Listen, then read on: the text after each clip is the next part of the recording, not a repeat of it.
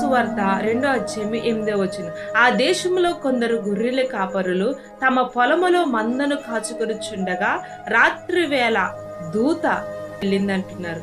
ఎవరికి ఈ మాట తెలిసిందంటే ముందుగా గొర్రెల కాపరికి తెలిసింది. ఏమని అంటే పరలోకంలో ఉన్న ప్రభు ఈ భూమి మీదకి జన్మించారని, సర్వోన్నతుడైన దేవుడు ఇక్కడ ఉన్నాడని, ఆయన పరిశుద్ధుడని ఈ గొర్రెల కాపరులకు చెప్పడానికి ఒక దూత వారి మధ్యకు వచ్చింది. మొదటగా ఎవరిని ఎన్నుకుంది అంటే జ్ఞానము లేని వారిని, చదువు లేని వారిని, తెలివి లేని వారిని, అమాయకులను ఏర్పరచుకున్నారు.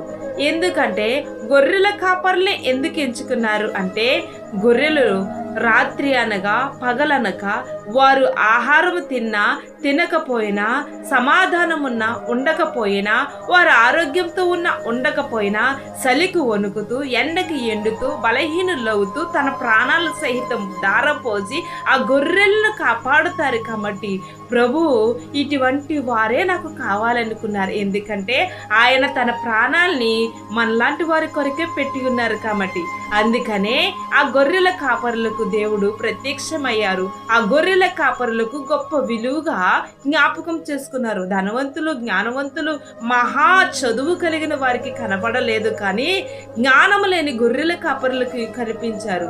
వారు ఏంటంటే రాత్రి వేళ తమ మందను కాచుకుంటారంట.